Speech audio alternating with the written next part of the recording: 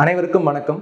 இன்னைக்கு நம்ம என்ன பண்ண போறோம் அப்படின்னு கேட்டீங்கன்னா, வீக்கெண்ட் எக்ஸாம் நடந்தது இல்லையா? ஸோ அந்த வீக்கெண்டோடைய எக்ஸ்பிளனேஷன் வீடியோஸ் தான் நம்ம இன்னைக்கு பார்க்க போறோம். ஓகேவா? Polity, current affairs and science 3 டாப்பிக்கை நம்ம பார்க்கலாம். ஸோ ஃபர்ஸ்ட் நம்ம பாலிட்டி ஸ்டார்ட் பண்ணிடலாம். சரியா? ஓகே. ஸோ பாலிட்டியை பொறுத்த வரைக்கும் வந்து பார்த்தீங்க அப்படின்னா கொஷின்ஸ் வந்து ரொம்பவும் ஈஸி கிடையாது, ரொம்பவும் ஹார்ட் கிடையாது. ஓகேவா? படிச்சிருந்தோம் அப்படின்னா வந்து ஆன்சர் பண்ணுற அளவுக்கு வந்து மாடரேட்டான கொஷின்ஸ் தான் கேட்டிருந்தாங்க. ஸோ ஃபர்ஸ்ட் கொஷின் பார்த்துடலாம். மாநில நகராட்சி சட்டங்களின் கீழ் உருவாக்கப்பட்டுள்ள அமைப்புகள் எதுன்னு கேட்டிருக்காங்க. ஓகேவா? ஸோ மாநில நகராட்சி சட்டங்கள் அப்படின்னு நம்ம சொல்றோம். ஸோ மாநில நகராட்சி சட்டங்களுக்கு கீழே என்னென்ன அமைப்புகளை வந்து உருவாக்கியிருக்காங்க அப்படின்றத நம்ம பார்ப்போம். ஸோ ஃபர்ஸ்ட் பார்த்தீங்க அப்படின்னா மாநகராட்சிகள் கொடுத்துருக்காங்க, அறிவிக்கப்பட்ட பகுதி குழுக்கள் அப்படின்னு கொடுத்துருக்காங்க, பாளைய வாரியங்கள் கொடுத்துருக்காங்க, நகராட்சி குழுக்கள் கொடுத்துருக்காங்க. ஓகேவா? ஸோ 4 அமைப்புகள்ல எந்தெந்த அமைப்புகள் வந்து இந்த மாநில நகராட்சி சட்டங்களுக்கு கீழே அமைக்கப்பட்டதுன்னு கேட்டிருக்காங்க. இப்போ நம்ம பார்த்தோம்னா தெரியும், மாநகராட்சிகள் அப்படின்றத வந்து பார்த்தீங்கன்னா இந்த சட்டத்தின் மூலியமா என்ன பண்ணாங்க, இதை கொண்டு வந்தாங்க. ஸோ அப்போ இது நம்மளுக்கு தெரிஞ்ச ஒரு விஷயம் தான். ஓகேவா? ஸோ அறிவிக்கப்பட்ட பகுதி குழுக்கள் அப்படின்றது வந்து பாத்தீங்க அப்படின்னா இந்த ஆக்ட் மூலியமா கொண்டு வரப்பட்ட ஒரு விஷயம் தான். இந்த பாளைய வாரியங்கள் அப்படின்னு கொடுத்துருக்காங்க இல்லையா? ஸோ அதை நம்ம இங்கிலீஷ்ல என்ன சொல்லுவாங்க அப்படின்னு கேட்டீங்கன்னா கண்டோன்மெண்ட் போர்டு அப்படின்னு சொல்லுவாங்க. இங்கிலீஷ்ல இருக்க பேர் என்னது? கண்டோன்மெண்ட் போர்டு அப்படின்னு சொல்லுவாங்க. ஸோ இந்த வார்த்தை நீங்க விட்டு கவனிச்சீங்கன்னா தெரிஞ்சிருக்கும். லாஸ்ட் டைம் நடந்த குரூப் 2 எக்ஸாம் இருக்கு இல்லையா? அந்த லாஸ்ட் டைம் நடந்த குரூப் 2 எக்ஸாம்ல ப்ரிலிம்ஸ்ல கேட்கப்பட்ட ஒரு கொஸ்டின் இந்த கண்டோன்மெண்ட் போர்டை பத்தி ஒரு கொஸ்டின் ஒன்று கேட்டிருந்தாங்க. ஸோ குரூப் 2 எழுதினவங்களுக்கு இந்த கொஸ்டின் பத்தி தெரிஞ்சிருக்க வாய்ப்பு இருக்கு. இந்த கண்டோன்மெண்ட் போர்டு அப்படின்றது வந்து சென்ட்ரல் கவர்மெண்ட் கொண்டு வந்தது. நம்ம இந்த மிலிட்ரி போர்டு, கண்டோன்மெண்ட் போர்டு அப்படின்னு நம்ம படிச்சிருவோம். லைக் ஸ்லைட்லி டிஃபரா இருக்கும். மிலிட்ரி போர்டு வேற, கண்டோன்மெண்ட் போர்டு வேற. லைக் மேக்ஸிமம் வந்து கிட்டத்தட்ட விஷயங்கள் சில விஷயங்கள் சேமா இருக்கும், ஒரு சில விஷயங்கள் வந்து டிஃபர் ஆகும். ஓகேவா? இது என்ன மினிஸ்ட்ரி கீழே வரும் அப்படின்னு கேட்டீங்க அப்படின்னா டிஃபென்ஸ் மினிஸ்ட்ரி கீழே வரும். ஓகேவா? இப்போ பாதுகாப்பு அமைச்சகத்துக்கு கீழே தான் இந்த பாளைய வாரியங்கள், அதாவது கண்டோன்மெண்ட் போர்டு அப்படின்னு சொல்லுவாங்க. அப்போ மாநில நகராட்சி சட்டங்களுக்கு கீழே என்ன பண்ண மாட்டாது, இந்த பாளைய வாரியங்கள் வராது. நகராட்சி குழுக்கள் வருமானு கேட்டால் நகராட்சி குழுக்களும் வரும். ஓகே. ஸோ அப்போ என்ன ஆன்சர்? 1, 2, 4. இந்த 1, 2, 4 ஆப்ஷன்ல எங்க இருக்குன்னு பாருங்க. ஆப்ஷன் ஏ வந்து 1 மற்றும் 3, 1, 2 மற்றும் 3, 1, 2, 4 அனைத்தும் கொடுத்துருக்காங்க. ஸோ நம்மளுக்கு தேவையானது என்னன்னு கேட்டீங்க அப்படின்னா 3 வரக்கூடாது. இப்போ 3 வரக்கூடாதுன்னா இதுவும் கிடையாது, இதுவும் கிடையாது. 3 வரக்கூடாதுன்னா அனைத்துமே கிடையாது. அப்போ ஆப்ஷன் நம்பர் சி தான் நம்மளுக்கு சரியான ஆன்சர். இப்போ முதல் கொஸ்டின் ஆன்சர் என்ன? Option number C. 1, 2 and 4 only right. Okay, next question பார்த்தலாம். 103rd question. ஸ்டேட்மெண்ட் ஒரு 3 ஸ்டேட்மெண்ட் கொடுத்துருக்காங்க. இந்த 3 ஸ்டேட்மெண்ட்டை கொடுத்துட்டு எந்தெந்த ஸ்டேட்மெண்ட் சரின்ற மாதிரி கொஸ்டின் கேட்டிருக்காங்க. ஓகேவா? இங்கிலீஷ் மீடியம் பார்த்துக்கோங்க. ஓகே. கூற்று 1, மாநகராட்சி ஆணையர் தலைமை செயல் அதிகாரி ஆவார் அப்படின்னு கொடுத்துருக்காங்க. ஸோ மாநகராட்சி அப்படின்றது நம்மளுக்கு என்னது? முனிசிபல். ஸோ அந்த மாநகராட்சிக்கு வந்து மாநகராட்சி ஆணையர், முனிசிபல் கமிஷனர் நம்ம சொல்றோம் இல்லையா? அந்த முனிசிபல் கமிஷனர் தான் வந்து ஹெட் அப்படின்னு சொல்றாங்க. ஓகே. அப்போ செயல் அதிகாரின்னு கொடுத்துருக்காங்க. அப்போ இந்த கூற்று நம்மளுக்கு சரிதான் இல்லையா? ரைட். 2வது கூற்று கொடுத்துருக்காங்க. அனைத்து மாநகராட்சிகளிலும் மேயர் மற்றும் துணை மேயர் இடம்பெற்றிருப்பார் அவர்கள் அப்படின்னு கொடுத்துருக்காங்க. எஸ், மாநகராட்சின்னு எடுத்துக்கிட்டோம் அப்படின்னா கண்டிப்பாக அங்கே யார் இருப்பா? ஒரு மேயர் இருப்பாங்க. அங்கே என்ன இருப்பாங்க? ஒரு துணை மேயரும் இருப்பாங்க. ஓகேவா? ஸோ அந்த மேயர் அப்படின்ற ஒரு பதவி வந்து பொலிட்டிக்கல் சைட்லேருந்து வருவாங்களா இல்லை எக்ஸிக்யூட்டிவ் சைடா அப்படின்றத நீங்கள் என்ன பண்ணுங்க, கீழே எனக்கு கமெண்ட் பண்ணுங்க. ஓகேவா? ஸோ மேயர் அப்படின்ற போஸ்டிங் வந்து அரசியல் ரீதியான ஒரு போஸ்டிங்கா இல்லை அப்படின்னா நிர்வாக ரீதியான ஒரு போஸ்டிங்கா, ஐ மீன் இந்த எக்ஸாம்ஸ் மூலயமா வராங்க இல்லையா? ஸோ அந்த மாதிரி போஸ்டிங்கா இல்லை பொலிட்டிக்கல் போஸ்டிங்கான்றதை கீழே கமெண்ட் பண்ணுங்க. ஓகேவா? ஸோ இப்போ மேயர் மற்றும் துணை மேயர் இடம்பெற்றிருப்பாங்க அப்படின்னு கொடுத்துருக்காங்க. இதுவும் நம்மளுக்கு சரியான கூற்று தான். சரியா? ஓகே. அடுத்து 3வது கூற்று கொடுத்துருக்காங்க. 2023ஆம் ஆண்டு நிலவரப்படி தமிழ்நாட்டில் மொத்தம் 22 மாநகராட்சிகள் உள்ளன அப்படின்னு கொடுத்துருக்காங்க. ஸோ தமிழ்நாட்டில் மொத்தம் 22 மாநகராட்சிகள் கிடையாது. எத்தனை மாநகராட்சிகள் இருக்கு? 21 மாநகராட்சிகள் இருந்து மொத்தம் 15 இருந்துச்சு இதுக்கு முன்னாடி. 15க்கு அப்புறம் 6 மாநகராட்சிகளை உருவாக்குனாங்க. சேர்த்து 21 மாநகராட்சிகள் தான் தமிழ்நாட்டில் இருக்குது. ஸோ அப்போ இந்த ஸ்டேட்மெண்ட் வந்து நமக்கு என்ன ஸ்டேட்மெண்ட் ஆயிடுச்சு? தப்பாயிடுச்சு. ஓகேவா? ஸோ இங்கிலீஷ் மீடியத்தில் வந்து பார்த்தீங்க அப்படின்னா இந்த ஸ்டேட் அப்படின்னு மட்டும் கொடுத்துருப்பாங்க. ஓகேவா? இந்த ஸ்டேட் மட்டும் கொடுத்துருப்பாங்க. என்னன்னு மாற்றிக்கணும் அப்படின்னு கேட்டிங்கன்னா தமிழ்நாடு தான் நம்ம இங்கே குறிக்கிறாங்க. பிகாஸ் நம்ம இங்கே தமிழ்நாட்டில் தானே இருக்கோம். போர்டுமே தமிழ்நாடு போர்டு தானே. ஸோ அப்படின்னு பஸ் நம்ம அண்டர்ஸ்டாண்ட் பண்ணிக்க வேண்டியதான். இது தமிழ்நாடு பற்றி தான் கேட்டிருக்காங்க அப்படின்றது சரியா? ஒரு சின்ன அண்டர்ஸ்டாண்டிங் தான்.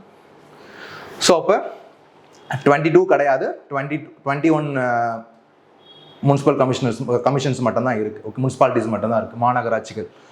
ரைட். ஸோ அப்போ கூற்று வந்து பார்த்தீங்கன்னா 3 நம்மளுக்கு தவறாயிடுச்சு இல்லையா? ஸோ அப்போ 3 எங்கே இல்லை? 3 இங்கே இருக்கு. சாரி, 3 வந்து பார்த்தீங்க அப்படின்னா இங்கே இருக்குது, தப்பாயிடுச்சு. ஸோ 1 மட்டும் கொடுத்துருக்காங்க, அதுவும் வராது. 1 மற்றும் 2, ஓகேவா? ஸோ அமெரிக்கன் தியானத்தும் கொடுத்துருக்காங்க, எதுவும் நம்மளுக்கு வராது. ஆப்ஷன் நம்பர் சி 1 மற்றும் 2. ஓகே, ஸோ இது மட்டும் தான் நம்மளுக்கு என்னன்னு கேட்டிங்க அப்படின்னா சரியான ஒரு ஆன்சராக இருக்குது. ஓகே, அடுத்த கொஸ்டின் போயிடலாம். 106வது கேள்வி. Which one of the following is not a revenue source of village panchayat அப்படின்னு கொடுத்துருக்காங்க. நிறைய பேர் இந்த கொஸ்டின் வந்து கான்ட்ரவர்சியாக வந்து நம்ம பார்த்துக்கிட்டு இருந்தோம், ஓகேவா? பின் வருவனவற்றில் எது கிராம ஊராட்சி வருவாய் மூலம் அல்ல அப்படின்னு கேட்டிருக்காங்க. அதாவது என்ன கொஸ்டின் அப்படின்னு கேட்டிங்கன்னா, ஒரு கிராம ஊராட்சி இருக்குது அப்படின்னா அவங்களுக்கு சோர்ஸ் ஆஃப் ரெவன்யூ நம்ம சொல்கிறோம் இல்லையா, அது என்ன மாதிரியான இதெல்லாம் கிடைக்குது அப்படின்னு கொடுத்துருக்காங்க. ஸோ வீட்டு வரி அவங்க தான் கலெக்ட் பண்ணுவாங்க. ஓகே, தென் அதே மாதிரி அந்த வீட்டு வரக்கூடிய வருமானத்தை என்ன பண்ணுவாங்க அப்படின்னா அவங்களுடைய அந்த வில்லேஜ் லோக்கலுக்கு என்ன பண்ணுவாங்க, பயன்படுத்துவாங்க. தொழில் வரியும் சரி, மத்திய மற்றும் மாநில அரசுகள் நிதி ஒதுக்கீடும் சரி. ஸோ இது எல்லாமே வந்து பார்த்தீங்க அப்படின்னா அந்த கிராம ஊராட்சியினுடைய சோர்சஸ் ஆஃப் ரெவன்யூவில் தான் இருக்கும். இங்கே வந்து கேளிக்கை வரின்னு ஒன்று கொடுத்துருக்காங்க, ஓகேவா? Entertainment tax. இந்த என்டர்டைன்மெண்ட் டேக்ஸ் அப்படின்றது ஸ்டேட் தான் கலெக்ட் பண்ணுவாங்க. ஸ்டேட் கலெக்ட் பண்ணி இது எதுக்காக பயன்படுத்துவாங்க அப்படின்னா இந்த ஃபிலிம் இண்டஸ்ட்ரீஸ் இருக்கு இல்லையா, ஸோ அந்த ஃபிலிம் இண்டஸ்ட்ரீஸோட டெவலப்மெண்ட்காக, அதாவது இந்த துறையினுடைய மேம்பாட்டுக்காக என்ன பண்ணுவாங்கன்னா அதை செலவு பண்ணுவாங்க. கிராமத்திற்காக அதை என்ன பண்ண மாட்டாங்க அப்படின்னா அதை வந்து கொடுக்க மாட்டாங்க. ஸோ அப்படின்ற பட்சத்தில் இந்த கேளிக்கை வரி மட்டும் தான் நம்மளுக்கு என்னவா இருக்கு, பொருந்தாததா இருக்கு. ஸோ அப்போ ஆன்சர் என்னன்னு கேட்டிங்க அப்படின்னா கேளிக்கை வரி தான். என்டர்டைன்மெண்ட் டேக்ஸ் அப்படின்றது அதுக்கு ஆன்சர். இந்த கேளிக்கை வரின்றது ஸ்டேட்டுக்கு ஸ்டேட் மாறும். எல்லா ஸ்டேட்டுக்குமே வந்து இந்த கேளிக்கை வரின்றது காமனான்னு கேட்டால் அப்படிலாம் கிடையாது. ஒவ்வொரு ஸ்டேட்டுக்குமே இந்த என்டர்டைன்மெண்ட் டேக்ஸ் அப்படின்றது ஒரு விஷயம் மாறும். சரியா? ஓகே, நெக்ஸ்ட் கொஸ்டின் போயிடலாம். 107வது கேள்வி. பஞ்சாயத்துகளின் அதிகாரங்கள் மற்றும் பொறுப்புகள் பற்றி கூறுவது அப்படின்னு கொடுத்துருக்காங்க. பஞ்சாயத்தினுடைய அதிகாரங்கள் மற்றும் பஞ்சாயத்தினுடைய அதிகாரங்கள் என்ன, அவங்களுடைய பொறுப்புகள் என்ன அப்படின்றத வந்து பாத்தீங்க அப்படின்னா சொல்ற ஷரத் எது அப்படின்னு கேட்டிருக்காங்க, ஓகேவா? ஸோ இதை பத்தி சொல்ற ஷரத் எதுன்னு கேட்டீங்க அப்படின்னா ஷரத் 243G. நம்மளுக்கு தெரியும் பஞ்சாயத்து அப்படின்றது வந்து பகுதி 9ல் என்ன பண்ணியிருப்பாங்க அப்படின்னா முழுக்க பஞ்சாயத்தை பத்தி சொல்லியிருப்பாங்க பகுதி 9ல், ஓகேவா? ஸோ அதில் வரக்கூடிய ஆர்டிக்கல்ல ஷரத் 243G தான் வந்து பாத்தீங்க அப்படின்னா அதிகாரங்கள் மற்றும் பொறுப்புகளை பற்றி கூறுவது அப்படின்னு சொல்லுவாங்க. சரியா? பட் இதுல வந்து இந்த 243J இருக்கு இல்லையா, இந்த 243J வந்து என்ன சொல்லியிருப்பாங்கன்னா அக்கௌண்ட் ஆடிட், ஓகேவா? ஆடிட்டை பத்தி என்ன பண்ணியிருப்பாங்க அப்படின்னா இந்த 243Jல சொல்லியிருப்பாங்க. 243Hல வந்து என்ன சொல்லியிருப்பாங்க அப்படின்னா இந்த கிராம ஊராட்சிகளுக்கு, அதாவது இந்த பஞ்சாயத்துகளுக்கு வந்து டாக்ஸ் போறதுக்கான ரைட் இருக்கு, டாக்ஸ் டு இம்போஸ் அப்படின்னு கொடுத்துருப்பாங்க, ஓகேவா? So tax impose. ஸோ வரியை விதிப்பதற்கான அதிகாரம் அவங்களுக்கு இருக்கு அப்படின்றத வந்து என்ன பண்ணிருப்பாங்க இந்த 243H மூலமா சொல்லியிருப்பாங்க. இந்த 243I என்ன சொல்லியிருக்கோம் அப்படின்னு கேட்டீங்கன்னா state finance commission.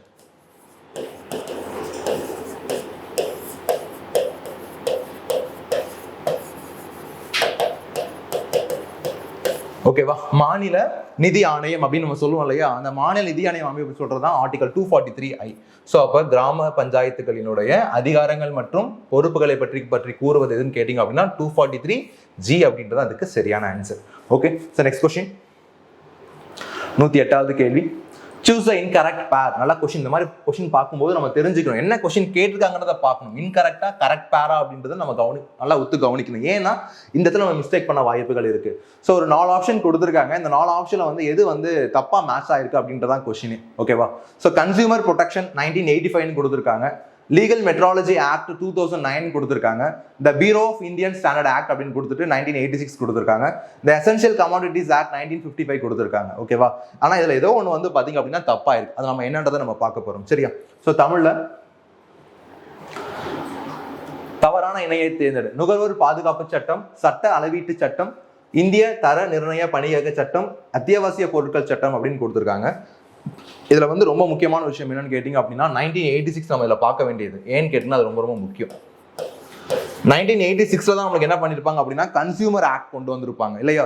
So consumer act கொண்டு வந்தது எப்பன்னு கேட்டீங்கன்னா 1985. ஆனால் என்ன கொடுத்துருக்காங்க 1985 கொடுத்துருக்காங்க. கொண்டு வந்தது எப்போ 1986ல கொண்டு வந்திருப்பாங்க. ஸோ அப்போ இது என்னன்னு கேட்டீங்க அப்படின்னா ஒரு தவறான ஒரு பேர். ஸோ இதுவும் இந்த இந்திய தர நிர்ணய பணியக சட்டம் சொல்லுவோம் இல்லையா, ஸோ அதுவும் வந்து பார்த்தீங்க அப்படின்னா 1986 தான். ஸோ இந்த 2 ஆன்சருமே வந்து ரெண்டு ஆக்டுமே வந்து சேம் வருஷத்துல கொண்டு வந்தது தான். ஸோ அப்போ இதில் தப்பாக இணைஞ்சிருக்கிறது என்னன்னு கேட்டிங்கன்னா நுகர்வோர் பாதுகாப்பு சட்டம் மட்டும் தான் தப்பாக இணைஞ்சிருக்கு, ஓகேவா? ஸோ அப்போ அதுதான் நம்மளுக்கு ஆன்சர். நேஷனல் கன்சியூமர் டே என்னைக்கு, வேர்ல்டு கன்சியூமர் டே என்னைக்கு, ஓகேவா? கீழே கமெண்ட் பண்ணுங்க. ஸோ தேசிய நுகர்வோர் தினம் என்னைக்கு கொண்டாடுறாங்க, உலக நுகர்வோர் தினம் என்னைக்கு கொண்டாடுறாங்க அப்படின்றத கீழே கமெண்ட் பண்ணுங்க. அடுத்த கொஸ்டின் 109வது கேள்வி. இதை நம்ம பைலிங்குலாவே பார்க்கலாம், ஏன்னா ஸ்டேட்மெண்ட் டைப்பா இருக்கு. Who said that a federal state is nothing but a political contrivance intended to reconcile national unity with the maintenance of states rights அப்படின்னு கொடுத்துருக்காங்க. ஓகேவா? ஸோ இது யாரு சொன்னதுன்ற மாதிரி கூற்று கொடுத்துருக்காங்க. தமிழ்ல, ஒரு கூட்டாட்சி அரசு என்பது எந்த ஒரு அரசியல் சூழ்ச்சியுமின்றி மாநில உரிமைகளை பேணுவதன் மூலம் தேசிய ஒற்றுமையை சமரசப்படுத்தும் நோக்கத்துடன் உருவாக்கப்பட்டது அப்படின்னு கொடுத்துருக்காங்க. ஸோ நம்மளுக்கு இந்த மாதிரி ஸ்டேட்மெண்ட்ஸ் வரும்போது சின்ன சின்ன கீவேர்டை வச்சு நம்ம படிப்போம். ஓகேவா? ஸோ ஒரு கூட்டாட்சி அரசு அப்படின்னு கொடுத்துருக்காங்க. இது என்னன்னு கேட்டீங்க அப்படின்னா, இதை இந்த கூட்டாட்சி அரசு மூலம் நம்ம எதை பெறுவோம் அப்படின்னு கேட்டீங்க அப்படின்னா, தேசிய ஒற்றுமையை சமரசப்படுத்தும் நோக்கத்தோட தான் நம்ம என்ன பண்ணணும்னு கேட்டால் உருவாக்கப்பட்டது அப்படின்றது இந்திய ஃபெடரலிஸ்ட் கான்செப்டை பற்றி என்ன பண்ணியிருப்பாங்க, சொல்லியிருப்பாங்க. இது யாருன்னு கேட்டீங்க அப்படின்னா, கிரான்வில் ஆஸ்டினா, ஏவி டைசியா, டாக்டர் அம்பேத்கரா, இல்லை கேசி வேரா அப்படின்றத கொடுத்துருக்காங்க. எக்ஸாக்ட் ஆன்சர் யாருன்னு கேட்டீங்க அப்படின்னா ஏவி டைசி. ஓகேவா? ஸோ ஏவி டைசி தான் என்ன பண்ணியிருப்பார் அப்படின்னா இந்த கூற்றை சொன்னது. ஸோ இப்போ கிரான்வில் ஆஸ்டின் என்ன சார் சொல்லியிருப்பார் ஃபெடரலிசம் கான்செப்டை பற்றி அப்படின்னா, ஸோ இது கோஆபரேட்டிவ் ஃபெடரலிசம் அப்படின்னு கொடுத்துருப்பாரு. கோஆபரேட்டிவ் ஃபெடரலிசம் அப்படின்ற ஒரு விஷயத்தை சொன்னது யாருன்னு கேட்டீங்க அப்படின்னா கிரான்வில் ஆஸ்டின் அப்படின்ற ஒரு பர்சன் தான். ஓகேவா? ஸோ கேசி வேர் என்ன சொல்லியிருப்பார் அப்படின்னா, இந்த இடத்துல டிவிஷன் ஆஃப் பவர்ஸ் பற்றி சொல்லியிருப்பாங்க. ஓகேவா? ஸோ ஸ்டேட்டுக்கும் சென்ட்ரலுக்கும் எந்த அளவுக்கு பவர்ஸ் நம்மளுக்கு பகிர்ந்து கொடுக்குறாங்க, அந்த அளவுக்கு பார்த்தீங்கன்னா நம்மளுடைய அதிகாரங்கள் இருக்குன்றது என்ன பண்ணியிருப்பாங்க அப்படின்னா கேசி வேர் அப்படின்றவர் சொல்லியிருப்பாரு. சரியா? ஓகே. இதுல இன்னொரு விஷயம் என்னன்னு கேட்டீங்கன்னா, இந்த ஃபெடரலிசம் அப்படின்ற ஒரு கான்செப்டை இந்தியாவுக்குள்ள என்ன வருஷம் எது மூலியமா கொண்டு வரப்பட்டது அப்படின்னு கேட்டீங்கன்னா, கவர்மெண்ட் ஆஃப் இந்தியா ஆக்ட் 1919 இருக்கு இல்லையா? Government of India act 1919. ஸோ இந்த சட்டத்தின் படி தான் பாத்தீங்க அப்படின்னா அந்த ஃபெடரலிசம் அப்படின்ற ஒரு கான்செப்டை இங்க கொண்டு வந்தது. கூட்டாட்சின்ற ஒரு கான்செப்ட் இருக்கும் இல்லையா? ஸோ அதை இங்க கொண்டு வந்தது எப்பன்னு கேட்டீங்க அப்படின்னா கவர்மெண்ட் ஆஃப் இந்தியா ஆக்ட் 1919 மூலியமா தான். சரியா? ஸோ அதுக்கான ஆன்சர் என்னன்னு கேட்டீங்க அப்படின்னா ஏவி டைசி அப்படின்றது தான் இதுக்கு சரியான ஆன்சர். அடுத்த கொஸ்டின், பின் வருவனவற்றில் ராஜமன்னார் குழு மற்றும் அதன் பரிந்துரைகள் சரியானது எதுன்னு கேட்டிருக்காங்க. ஸோ கொஸ்டின் எங்க இருந்து கேட்கப்பட்டிருக்கு அப்படின்னு கேட்டீங்க அப்படின்னா மத்திய மாநில உறவுகள் பேஸ் பண்ணி கொஸ்டின் கேட்டிருக்காங்க. அந்த மத்திய மாநில உறவுகள் சம்பந்தப்பட்ட குழுக்கள் நிறைய குழுக்கள் இருக்கு. அதுல ஒன் ஆஃப் த கமிட்டிஸ் என்னன்னு கேட்டீங்க அப்படின்னா ராஜமன்னார் கமிட்டி. இந்த ராஜமன்னார் கமிட்டி 1969ல டாக்டர் கலைஞர் கருணாநிதி அவர்களால் என்ன பண்ணியிருப்பாங்க அப்படின்னு கேட்டீங்கன்னா அமைக்கப்பட்ட ஒரு குழு தான். மத்திய மாநில உறவுகள் குறித்து ஆய்வு செய்வதற்காக அமைக்கப்பட்ட ஒரு குழு ராஜமன்னார் குழு. ஸோ இந்த குழுவில் மொத்தம் 3 பேர் இருப்பாங்க. ஓகேவா? ஸோ என்ன வருஷம் ஃபார்ம் பண்ணாங்க அப்படின்னா 69ல் ஃபார்ம் பண்ணியிருப்பாங்க. அவங்க கொடுத்த பரிந்துரைகள் ஒரு சில பரிந்துரைகளை கொடுத்துட்டு இல்லை எதெல்லாம் சரியானது அப்படின்னு சொல்லி கொஸ்டின் கேட்டிருக்காங்க. ஸோ நம்ம பார்த்துடலாம். ஒரு 4 ஸ்டேட்மெண்ட் கொடுத்திருக்காங்க. முதல் ஸ்டேட்மெண்ட், மத்திய மாநில உறவுகளை ஆய்வு செய்வதற்காக இந்த குழு மத்திய அரசால் அமைக்கப்பட்டதுன்னு கொடுத்திருக்காங்க. ஸோ நம்ம இப்பதான் பார்த்தோம், மத்திய மாநில உறவுகளை ஆய்வு செய்வதற்காக இந்த குழு அமைக்கப்பட்டது சரிதான். ஆனா இந்த குழு யாரால் அமைக்கப்படல? மத்திய அரசாங்கத்தினால் அமைக்கப்படல. யார் அமைச்சது? ஸ்டேட் கவர்மெண்ட், மாநில அரசாங்கம் தான் என்ன பண்ணாங்க அப்படின்னு கேட்டீங்கன்னா தமிழ்நாட்டில் இந்த கமிஷன் அமைச்சாங்க. அப்போ இந்த கூற்று தவறான ஒரு கூற்று இல்லையா? சரி, ஓகே. அப்போ முதல் கூற்றே நம்மளுக்கு தப்புன்னு தெரிஞ்சு போச்சு. ஸோ ஆப்ஷன்ல எங்கெல்லாம் 1 இருக்கு தூக்கிடலாமா? படிங்க. 1 இருக்கா? தூக்கியாச்சு. ஆப்ஷன் பில 1 இருக்கு, நம்ம தூக்கியாச்சு. 1 தப்பு. அப்ப அனைத்தும் வருமா? இதுவும் நம்மளுக்கு வராது. ஸோ அடுத்து செக் பண்ண வேண்டியது ஏவா சியான்றதை நம்ம செக் பண்ண போறோம். நெக்ஸ்ட் செக் பண்ணிடலாம். ஓகேவா? இரண்டாவது கூற்று, அனைத்து இந்திய பணிகள் முறை ஒழிக்கப்பட வேண்டும் அப்படின்னு கொடுத்திருக்காங்க. மூணாவது கூற்று என்ன அப்படின்னு கேட்டீங்கன்னா ஷரத் 356, 357 மற்றும் 365 முழுவதுமாக தவிர்க்க வேண்டும்னு கொடுத்திருக்காங்க. நாலாவது பாத்தீங்க அப்படின்னா மாநிலங்களுக்கு இடையேயான குழு உடனடியாக அமைக்கப்பட வேண்டும் அப்படின்னு கொடுத்திருக்காங்க. இந்த 3 ஸ்டேட்மெண்ட்டுமே பாத்தீங்க அப்படின்னா நம்ம சரியான ஒரு ஸ்டேட்மெண்ட் தான். ஏன் அப்படின்னா அவங்க ஐசிஎஸ் பணி நம்ம சொல்லுவோம் இல்லையா, இந்தியன் சிவில் சர்வீஸ் அப்படின்னு சொல்லுவோம் இல்லையா, அந்த குடிமை பணி என்ன பண்ணணும், ரத்து பண்ணணும் அப்படின்னு சொல்லியிருப்பாங்க. ஏன்னா அது முழுக்க முழுக்க அவங்களோட ஃபேவரிசம் பண்ற மாதிரி இருக்கு, சென்ட்ரல் கவர்மெண்ட் ஃபேவரிசம் பண்ற மாதிரி இருக்குன்ற ஒரு கான்செப்ட்ல அது கொண்டு வர வேணாம் அப்படின்னு சொல்லியிருப்பாங்க. அந்த பணியை ஒழிக்கணும்னு சொல்லியிருப்பாங்க. அப்போ இந்த கூற்று சரிதான். ஸோ 356, 57, 65 அடிக்கடி என்ன பண்ணிட்டு இருந்தாங்க அப்படின்னா அந்த காலகட்டங்களில் அந்த எமர்ஜென்சின்னு சொல்லுவோம் இல்லையா, அவசர கால பிரகடனம், அதை என்ன பண்ணிட்டு இருந்தாங்கன்னா ஸ்டேட் மேலே இம்ப்ளிமெண்ட் பண்ணிக்கிட்டே இருந்தாங்க. ஸோ அதனால இது என்ன பண்ணக்கூடாது, நீங்க இம்ப்ளிமெண்ட் பண்ணக்கூடாதுன்றதுக்காக இதை முழுவதுமாக தவிர்க்கப்பட வேண்டும் அப்படின்னு சொல்லியிருப்பாங்க. ஸோ இந்த ஒரு கான்செப்டும் சரி. மாநிலங்களுக்கு இடையேயான குழு உடனடியாக அமைக்க வேண்டும் அப்படின்னு சொல்லிட்டு இவங்களும் சொல்லியிருப்பார். யாரு சொல்லியிருப்பா? ராஜமன்னாரும் சொல்லியிருப்பாங்க, சர்க்காரியா ஆணையமும் சொல்லியிருப்பாங்க. ஸோ சர்க்காரி ஆணையம் சொன்னதுபடி அமைக்கப்பட்டதுதான் இந்த இன்டர்ஸ்டேட் கவுன்சில்ஸ் அப்படின்னு நம்ம சொல்லுவோம். மாநிலங்களுக்கு இடையேயான குழு ஆர்டிகல் 261 அப்படின்னு நம்ம படிச்சிருப்போம். ஓகேவா? சரி. ஸோ அப்போ ஆன்சர் என்னன்னு கேட்டீங்க அப்படின்னா 2, 3, 4 கரெக்ட். ஆன்சர் எங்க இருக்கு?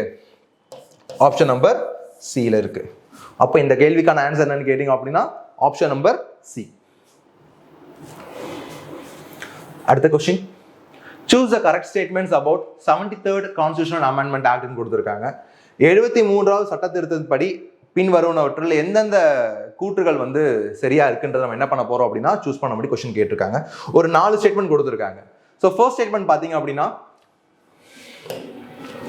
இதில் பகுதி 11A என்ற புதிய பகுதி உருவாக்கப்பட்டதுன்னு கொடுத்துருக்காங்க. Part 9A. ஓகேவா? பார்ட் 9A என்ற புதிய பகுதி வந்து உருவாக்கப்பட்டதுன்னு கொடுத்துருக்காங்க. செகண்ட் ஸ்டேட்மெண்ட் வந்து பாத்தீங்கன்னா இது ஷரத்துக்கள் 243 முதல் 243O வரை உள்ளதுன்னு கொடுத்துருக்காங்க. இது அரசியலமைப்பின் 11வது அட்டவணையின் கீழ் சேர்க்கப்பட்டதுன்னு கொடுத்துருக்காங்க. இது பஞ்சாயத்துகளில் 23 செயல்பாட்டு பட்டியலை கொண்டுள்ளதுன்னு கொடுத்துருக்காங்க. ஓகேவா? சரி, இந்த 4 ஸ்டேட்மெண்ட்ல எது சரின்னு நம்ம பார்க்கலாம். 73rd அமெண்ட்மெண்ட் மூலமா இங்க ஒரு பார்ட் ஆட் பண்ணதுன்றது உண்மைதான். ஆனா அது என்ன பார்ட் அப்படின்னு கேட்டீங்க அப்படின்னா பார்ட் 9 பஞ்சாயத்து ராஜ்.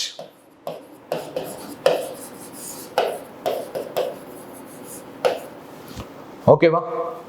ஸோ இந்த பஞ்சாயத்து ராஜ் அப்படின்ற ஒரு ஆக்ட் தான் வந்து எப்போ கொண்டு வந்தாங்க? பார்ட் 9 கொண்டு வந்தாங்க. 74ல தான் வந்து என்ன பண்ணாங்க அப்படின்னு கேட்டீங்கன்னா பார்ட் 9A. ஓகேவா? ஸோ என்னது பார்ட் 9A 9B மொத்தம் அடுத்த அமெண்ட்மெண்ட்ஸ் வந்து படிச்சிருப்பீங்க. முனிசிபாலிட்டி, தென் வந்து பார்த்தீங்கன்னா கோஆபரேட்டிவ். 97th அமெண்ட்மெண்ட் 2011 படி கூட்டுறவு சங்கங்களை என்ன பண்ணியிருப்பாங்கன்னா உருவாக்கி இருப்பாங்க. ஸோ 74வது சட்டத்தின் படி நகர்பாலிகா அப்படின்னு நம்ம சொல்லுவோம் இல்லையா, முனிசிபாலிட்டிஸ் அப்படின்னு சொல்லுவோம், அதை வந்து உருவாக்கி இருப்பாங்க. ஸோ அப்போ இந்த கூற்று வந்து நம்மளுக்கு தப்பு. ஏன்னு கேட்டீங்கன்னா 9A கிடையாது, 9 தான் உருவாக்கி இருப்பாங்க. அப்போ கூற்று நம்மளுக்கு தெரிஞ்சு போச்சு தப்புன்னு சொல்லிட்டு. அப்போ ஆப்ஷன்ல எங்கெங்கெல்லாம் 1 இருக்க தூக்கிடலாமா? ஆப்ஷன் ஏலேயும் 1 இருக்கு, சிலேயும் 1 இருக்கு, டிலேயும் 1 இருக்கு. ஆப்வியஸா தூக்கியாச்சு. அப்போ ஆன்சர் என்ன? 2, 3, 4 தான். எதுக்கு நம்ம என்ன பண்ணிக்கலாம்? அந்த இடத்துல வெரிஃபை பண்ணிக்கலாம். சரியா? ஆர்டிகல் எப்பயுமே நமக்கு மறக்க போறதே கிடையாது. ஆர்டிகல் 243ல இருந்து 243O வரைக்கும் தான். ஸோ அப்போ செகண்ட் ஸ்டேட்மெண்ட் நம்மளுக்கு சரி. இது அரசியலமைப்பின் 11வது அட்டவணை தான். ஏன்னா வந்து 73rd அமெண்ட்மெண்ட் 11th ஷெட்யூல்ல தான் உருவாக்குச்சு. ஸோ அப்போ இதுவும் நம்மளுக்கு சரியான ஒரு கூற்று தான். இது பஞ்சாயத்துகளின் 29 செயல்பாட்டு பட்டியலை கொண்டுள்ளது அப்படின்னு கொடுத்துருக்காங்க. இதுவும் சரிதான். இதே நகர்பாலிகாவா இருந்துச்சு அப்படின்னா, முனிசிபாலிட்டிஸா இருந்துச்சு அப்படின்னா மொத்தம் 18 ஃபங்க்ஷனல் ஐட்டம்ஸை கொண்டு உள்ளது. இது வந்து 29 ஃபங்க்ஷனல் ஐட்டம்ஸ். நகர்பாலிகாவா இருந்துச்சு அப்படின்னா 18 ஃபங்க்ஷனல் ஐட்டம்ஸ். ஸோ அப்போ 2, 3, 4 மூணுமே நம்மளுக்கு என்னதான் சரியான ஒரு கூற்று தான். அப்போ இதுக்கான ஆன்சர் என்ன? Option B. அடுத்த கொஸ்டின், இது ஒரு நல்ல ஒரு கொஸ்டின் இது. ஓகேவா? பின்வரும் அரசியலமைப்பின் எந்த ஷரத் தேசிய நலன் கருதி பாராளுமன்றத்தால் சட்டம் இயற்றும் நோக்கத்திற்காக மாநில பட்டியலில் இருந்து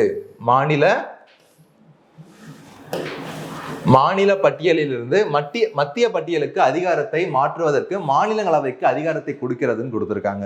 எந்த அவைக்கு? மாநிலங்களவைக்கு. நம்மளுக்கு தெரியும், இதுவுமே வந்து பாத்தீங்க அப்படின்னா மத்திய மாநில உறவுகள் குறித்த ஒரு கேள்விதான். ஸோ நம்மளுக்கு தெரியும் பார்ட் நம்பர் 11ல 245ல இருந்து 255 வரைக்கும் முழுக்க லெஜிஸ்லேஷன் தொடர்பான அதிகாரங்களை சொல்லியிருப்பாங்க. ஓகேவா? இந்த 10 ஆர்டிகலுமே வந்து பாத்தீங்க அப்படின்னா முழுக்க லெஜிஸ்லேஷன், அதாவது சட்டமன்றங்களுடைய அதிகாரங்களை பத்தி என்ன பண்ணிருப்பாங்கன்னா நம்மளுக்கு சொல்லியிருப்பாங்க. ஸோ அதுல என்ன கேட்டிருக்காங்கன்னா, ஒரு லிஸ்ட் இருக்கு இல்லையா, state list, central list, concurrent list சொல்ல, மத்திய பட்டியல், மாநில பட்டியல், பொது பட்டியல். இந்த 3 பட்டியல்ல மாநில பட்டியல்ல இருந்து அதை மத்திய பட்டியலுக்கு மாற்றுவதற்கு அதிகாரம் யாருக்கு தான் இருக்கு? ராஜ்யசபாவுக்கு தான் இருக்கும். ஓகேவா? அந்த அதிகாரத்தை குறிப்பிடுகிற ஷரத் எதுன்னு கேட்டிருக்காங்க. அந்த அதிகாரத்தை குறிப்பிட்ட ஷரத் எதுன்னு கேட்டீங்க அப்படின்னா ஆர்டிகல் 249 தான் அதுக்கு சரியான ஆன்சர். ஓகேவா? எல்லாம் டைரக்டா கேட்கப்பட்ட கொஸ்டின் இது. ஸோ அடுத்த கொஸ்டின் 114, நேஷனல் ஹியூமன் ரைட்ஸ் கமிஷனை பத்தி கொஸ்டின் கேட்டிருக்காங்க.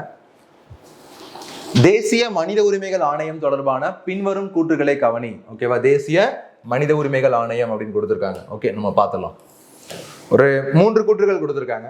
முதல் கூற்று, தேசிய மனித உரிமைகள் ஆணையம் அக்டோபர் 12, 1993 நிறுவப்பட்டது இல்லையா? சரி, ஓகே, இந்த ஸ்டேட்மெண்ட் நம்ம ஞாபகம் வச்சுக்கலாம். இரண்டாவது ஸ்டேட்மெண்ட், இதன் தலைவராக ஓய்வு பெற்ற உச்சநீதிமன்ற தலைமை நீதிபதி மட்டுமே இருக்க முடியும். இந்த மாதிரி மட்டுமே எங்கேயாவது கொடுத்தாங்க அப்படின்னா அங்க நீங்க கேர்ஃபுல்லா இருக்கணும். எங்கேயாவது ஸ்டேட்மெண்ட்டை பொறுத்த வரைக்கும் ஒன்லி அப்படின்ற ஒரு வார்த்தை வந்துச்சு அப்படின்னாலே நம்ம அந்த இடத்துல கொஞ்சம் கேர்ஃபுல்லா ஹேண்டில் பண்ண வேண்டியது இருக்கு. ஏன்றதை பின்னாடி சொல்றேன். ஓகேவா? மேக்ஸிமம் இது வந்து எங்கெங்க தெரியுமா கொஸ்டின்ஸ் கேட்பாங்க? மேக்ஸிமம் பாலிட்டியில் இந்த மாதிரி கொஸ்டின்ஸ் வரும். ஓகே, சரி. நெக்ஸ்ட், மூணாவது கூற்று, தற்போது தேசிய மனித உரிமைகள் ஆணையத்தின் தலைவரின் பதவி காலம் 3 ஆண்டுகள் அப்படின்னு கொடுத்துருக்காங்க. சரி, ஓகே. இதுல வந்து 3 ஸ்டேட்மெண்ட் கொடுத்துருக்காங்க இல்லையா? ஸோ இதுல இதெல்லாம் சரின்றதை நம்ம பார்க்க போறோம். ஓகே, ஸோ ஃபர்ஸ்ட், தேசிய மனித உரிமைகள் ஆணையம் அக்டோபர் 12, 1993 நிறுவப்பட்டது. சரியான்னு கேட்டா சரிதான். இப்ப ஸ்டேட் பிளானிங் கமிஷன் எப்ப கொண்டு வந்தாங்க? 1997 கொண்டு வந்திருப்பாங்க இல்லையா? 1997 தமிழ்நாட்டில் இதை இம்ப்ளிமெண்ட் பண்ணியிருப்பாங்க, ஸ்டேட் பிளானிங் கமிஷன் அப்படின்ற ஒரு விஷயத்த. சரி, ஸ்டேட் ஹியூமன் ரைட்ஸ் கமிஷன் அப்படின்ற ஒரு கான்செப்டை 1997 இதை கொண்டு வந்திருப்பாங்க, ஸ்டேட் ஹியூமன் ரைட் கமிஷனை. இவங்க கொடுத்துருக்க ஸ்டேட்மெண்ட்டும் சரிதான். தேசியன்னு கேட்டாங்கன்னா 93 சரி, இதே ஸ்டேட்னு கேட்டாங்க அப்படின்னா 97. இதன் தலைவராக ஓய்வு பெற்ற உச்ச நீதிமன்ற தலைமை நீதிபதி மட்டுமே இருக்க முடியும்னு கொடுத்துருக்காங்க. இந்த ஸ்டேட்மெண்ட் வந்து நம்ம வச்சுக்கலாம். இது வந்து 2019க்கு முன்னாடி வரைக்கும் இந்த ஸ்டேட்மெண்ட்டை கொடுத்தாங்க அப்படின்னா அது ஒரு சரியான ஸ்டேட்மெண்ட் தான். ஏன் சார் அப்படின்னு கேட்டீங்கன்னா 2019 சரி கடைசி என்ன பண்ணாங்கன்னா அதை திருத்துறாங்க. எதை திருத்துறாங்க அப்படின்னா இந்த நேஷனல் ஹியூமன் ரைட்ஸ் கமிஷனுடைய விதிமுறைகளை திருத்துறாங்க, அமெண்ட்மெண்ட் பண்றாங்க. என்ன வருஷம் அமெண்ட்மெண்ட் பண்றாங்க? 2019 கடைசி அமெண்ட்மெண்ட் பண்ணப்பட்டது. இந்த அமெண்ட்மெண்ட்ல நிறைய சேஞ்சஸ் இருக்கு. பட் நம்ம இந்த கொஸ்டின் ரெக்கார்டிங்கை மட்டும் நம்ம பார்க்கலாம். இந்த கொஸ்டின் ரெக்கார்டிங்கா 2 சேஞ்சஸ் இருக்கும். ஒரு சேஞ்ச் என்னன்னு கேட்டீங்க அப்படின்னா, ஃபர்ஸ்ட் திங் இதான், ஓய்வு பெற்ற உச்ச நீதிமன்ற தலைமை நீதிபதி மட்டுமே இருக்க முடியும்னு சொல்றாங்க இல்லையா? இது தப்பு. இந்த மட்டுமேன்ற வார்த்தை இருக்கக்கூடாது, மாத்தியாச்சு அதை. அப்ப வேற யார் சார் இருக்கலாம்? வேற யார் இருக்கலாம் அப்படின்னு கேட்டீங்க அப்படின்னா, தலைமை நீதிபதினு சொல்றோம் இல்லையா? இதை விட்டுட்டு உச்ச நீதிமன்ற நீதிபதி ஒருத்தவர் யாராவது ஒரு பர்சன் இருக்காங்க, ஓகேவா? அந்த ஒரு பர்சனும் என்ன பண்ண முடியும் அப்படின்னா இந்த நேஷனல் ஹியூமன் ரைட்ஸ் கமிஷனுக்கு என்ன இருக்க முடியும்? ஹெட்டா இருக்க முடியும். அப்போ சீஃப் ஜஸ்டிஸ் ஆஃப் இந்தியா, அதாவது retired, and also a retired justice of Supreme Court. ஓகேவா?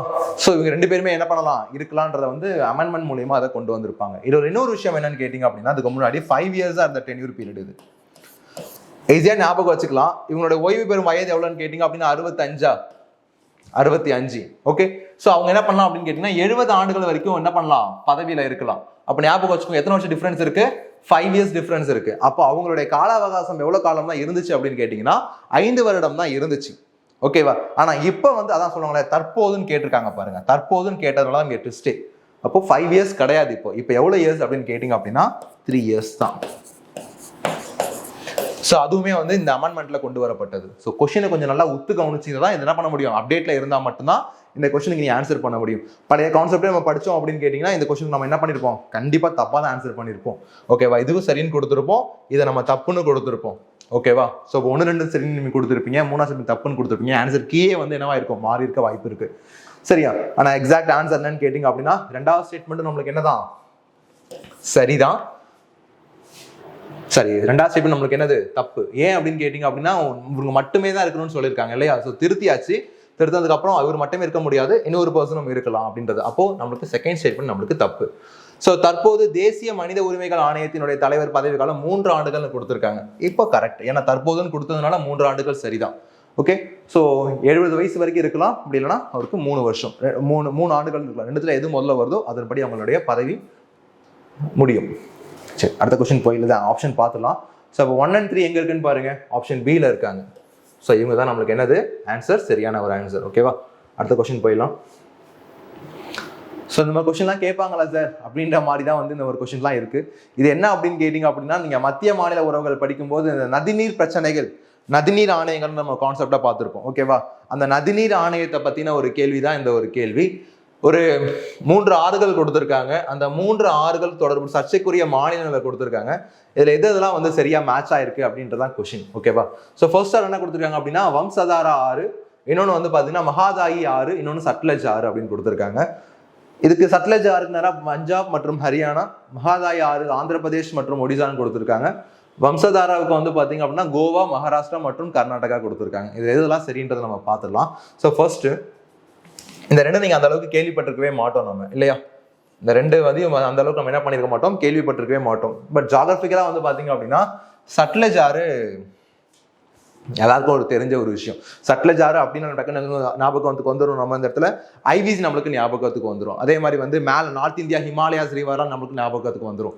ஓகே, சரி. அப்போ சட்லஜ் அப்படின்னு வரும்போது நம்மளுக்கு அந்த ஒரு கான்செப்ட்ல இங்கே பஞ்சாப் அண்ட் ஹரியானான்னு கொடுத்துருக்காங்க. சட்லஜ்ன்றது மேலே தான் இருக்கு. ஸோ அப்படின்ற பட்சத்தில் நம்மளுக்கு சட்லஜ் ரிவர் வந்து பஞ்சாப் ஹரியானால நம்மளுக்கு என்னவா இருக்கும், இருக்கிறதுக்கு சான்சஸ் இருக்கும். ஸோ அப்போ நம்ம என்ன பண்ணிக்கலாம் அப்படின்னா மூணாவது ஸ்டெப் நம்மளுக்கு சரின்னு எடுத்துக்கலாம். ஏன்னா சட்லஜ்ன்றது பஞ்சாப் ஹரியானா தான்.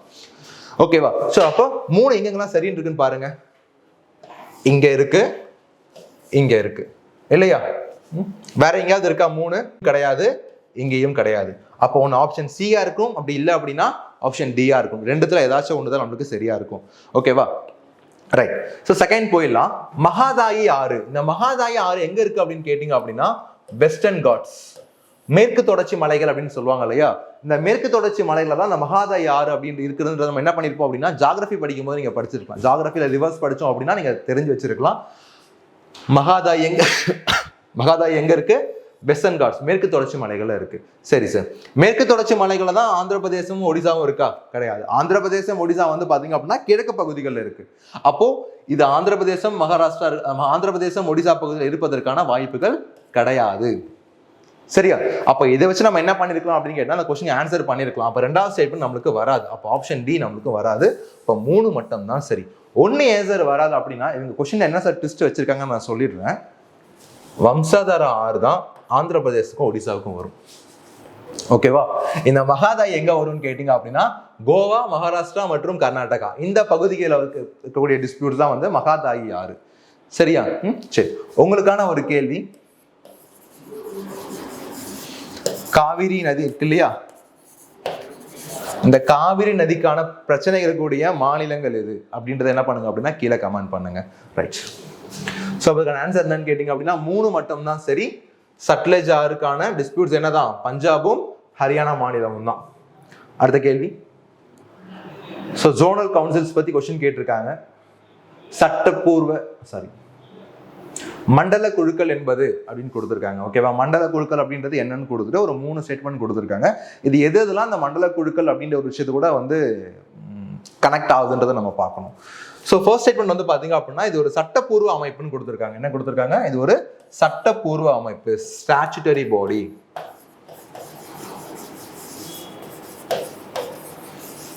ஓகேவா? சட்டப்பூர்வ அமைப்புன்னு கொடுத்துருக்காங்க.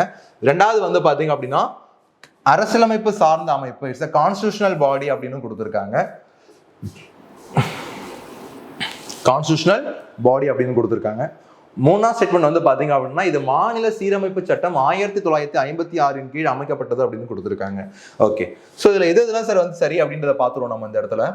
ஜோனல் கவுன்சில் அப்படின்ற ஒரு கான்செப்டை யாரு அதாவது மண்டல குழுக்கள் அப்படின்ற ஒரு கான்செப்டை முத யாரு வந்து கொண்டு வர்றது அப்படின்னு கேட்டீங்க அப்படின்னா ஜவஹர்லால் நேரு. யார் கொண்டு வரா? ஜவஹர்லால் நேரு தான் கொண்டு வராரு. எதன்படி கொண்டு வராரு அப்படின்னா மாநில மறுசீரமைப்பு சட்டம் அப்படின்னு சொல்லுவாங்க இல்லையா? ஸ்டேட் ரீஆர்கனைசேஷன் ஆக்ட் அப்படின்னு நம்ம சொல்லுவோம். ஸ்டேட் ரீஆர்கனைசேஷன் ஆக்ட் 1956 படி என்ன பண்றாங்க அப்படின்னா இந்த ஜோனல் கவுன்சில் அப்படின்ற ஒரு கான்செப்டை கொண்டு வராங்க. என்ன கொண்டு வராங்க? ஜோனல் கவுன்சில் அப்படின்ற ஒரு ஆக்டை கொண்டு வராங்க. இந்த ஜோனல் கவுன்சில் ஆக்ட் படி கொண்டு வந்ததுனால தான் ஜோனல் கவுன்சில். அப்போ ஒரு ஆக்ட் படி கொண்டு வந்தாங்க அப்படின்னு தெரிஞ்சிருச்சு அப்படின்னா கண்டிப்பா அது என்ன பாடியா தான் இருக்கும்? ஸ்டாச்சுட்டரி பாடியா தான் இருக்கும், சட்டப்பூர்வ அமைப்பா தான் இருக்கும். அப்போ முதல் ஸ்டேட்மெண்ட் நம்மளுக்கு சரி. மூணாவது ஸ்டேட்மெண்ட் சரின்னு தெரிஞ்சிருச்சு அப்படின்னாலே ஆட்டோமேட்டிக்கா நம்மளுக்கு என்ன போயிடும்? இந்த இடத்துல ஃபர்ஸ்ட் ஸ்டேட்மெண்ட் சரின்றது போயிடணும். இந்த ஜோனல் கவுன்சிலுக்கு ஏதாவது நம்ம ஆர்டிகல்ஸ் படிச்சிருக்கோமா? இந்த 25 பகுதிகளில் ஏதாவது ஒரு பகுதிகளில் இந்த ஜோனல் கவுன்சிலை பத்தி நம்ம படிச்சிருக்கோமா? கிடையாது. ஸோ அப்படின்ற பட்சத்தில் அது இதில் வராது, கான்ஸ்டியூஷனல் பாடியாக வருவதற்கு சான்ஸே கிடையாது. அப்போ ரெண்டாவது ஸ்டேட்மெண்ட் நம்மளுக்கு தப்பு. ஏன்னா இது ஒரு கான்ஸ்டியூஷனல் பாடி கிடையாது, இது ஒரு ஸ்டாச்சுட்டரி பாடி. வேற என்ன சொல்லலாம் அப்படின்னு கேட்டால் டீலிபரேட்டிவ் அண்ட் அட்வைசரி பாடின்னு கூட சொல்லலாம். ஓகேவா?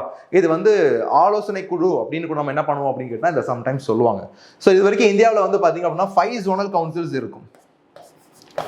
ஓகேவா? எத்தனை ஜோனல் கவுன்சில்ஸ் இருக்கும்?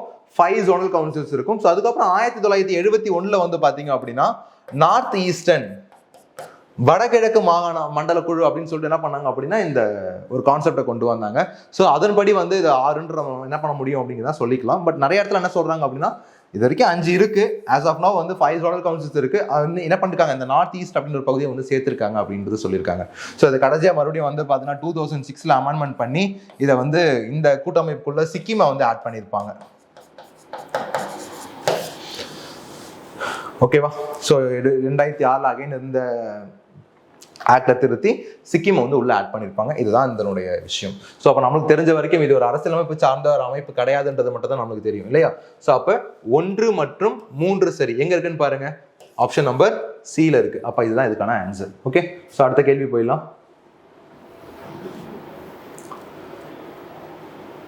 ஸோ குரோனாலஜிக்கல் ஆர்டர்ல கேட்டிருக்காங்க, கால வரிசைப்படுத்துக அப்படின்னு சொல்லிட்டு ஒரு 4 குழுக்களை கொடுத்துருக்காங்க. இந்த 4 குழுக்களை கொடுத்துட்டு எதெல்லாம் வந்து எந்தெந்த வருஷங்கள், ஸோ அந்த வருஷத்தை வச்சு என்ன பண்ணுங்க அப்படின்னா எனக்கு அரேஞ்ச் பண்ணுங்கன்ற மாதிரி கொஸ்டின் வந்திருக்கு. ஓகேவா? சரி, ஓகே. இதுல என்ன தெரிஞ்சுக்கணும் அப்படின்னு கேட்டீங்கன்னா, இதுல கொடுத்துருக்க குழுக்கள் எல்லாமே தேர்தல் சீர்திருத்த குழு நம்ம சொல்லுவோம். ஓகேவா? எலெக்ஷன் ரீஃபார்ம்ஸ்க்காக அமைக்கப்பட்ட ஒரு கமிஷன் தான், கமிட்டிஸ் தான் இந்த கமிட்டிஸ் எல்லாமே.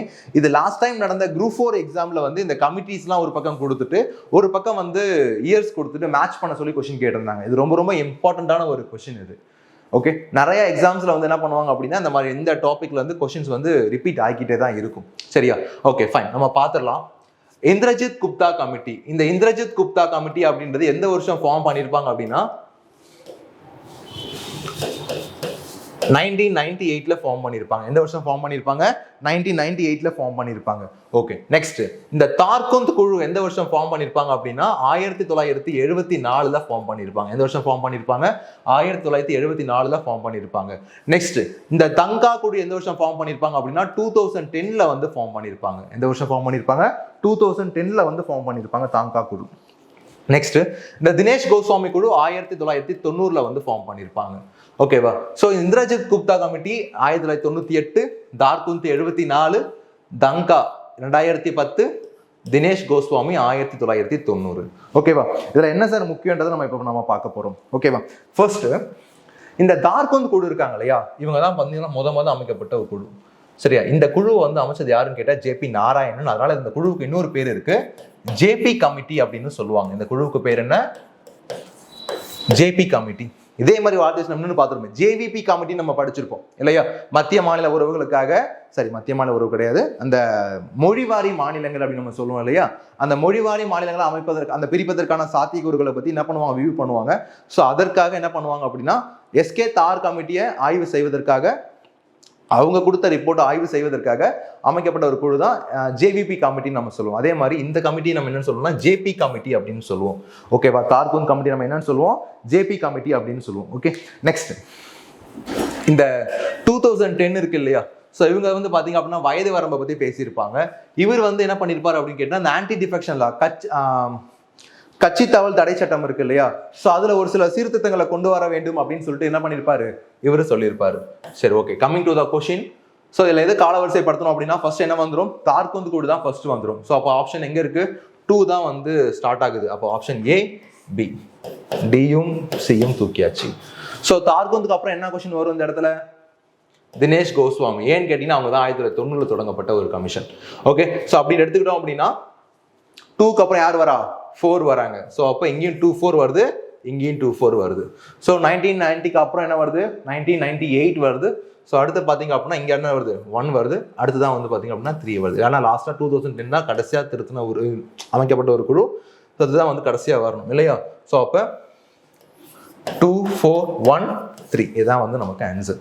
ஓகே, ஸோ எலெக்ஷன் ரீஃபார்ம்ஸை பற்றி அமைக்கப்பட்ட ஒரு குழுக்களில் பேஸ் பண்ண ஒரு கொஷின். இது லாஸ்ட் டைம் நடந்த 2022 உடைய குரூப் 4ல மேட்ச் த ஃபாலோயிங் மாதிரி கேட்டிருந்தாங்க. இயர்ஸையும் கொடுத்துட்டு கமிட்டிஸையும் கொடுத்து மேட்ச் த ஃபாலோயிங் மாதிரி கேட்டிருந்தாங்க. பட் நம்ம வந்து பாத்தீங்க அப்படின்னா அதே மெத்தட் தான், பட் நம்ம வேற மாதிரி கேட்டிருக்காங்க. ஓகேவா? ஒரே ஒரு கான்செப்ட் தான், நம்ம வேற வேற ஆங்கிள் நம்ம பார்த்தோம் அப்படின்னா கொஸ்டின் நம்மளுக்கு மாட்டிக்கும். சரி, ரொம்ப இம்பார்ட்டன்டான ஒரு கொஸ்டின் இது. மேபி இதை வச்சு நம்ம என்ன பண்ணுவோம்னா ஒவ்வொரு கமிஷன்ஸும் என்னென்ன சொன்னாங்கன்றது கூட நம்ம என்ன பண்ண வாய்ப்பு இருக்கு, அடுத்த எக்ஸாம்ஸ்ல கேட்கறதுக்கு சான்சஸ் இருக்கு. நோட் பண்ணிக்கோங்க. ஸோ 121வது கேள்வி லோக்பாலை பத்தி கேட்டிருக்காங்க. பின்வரும் கூற்றுகளை கவனிங்க. கூற்று 1, லோக்பால் என்ற சொல் லக்ஷ்மிமால் சிங்வியால் 1963ஆம் ஆண்டு உருவாக்கப்பட்டதுன்னு கொடுத்திருக்காங்க.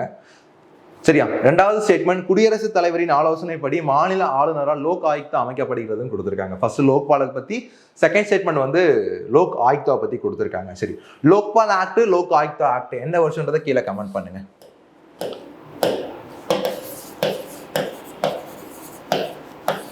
லோக்பால் மற்றும்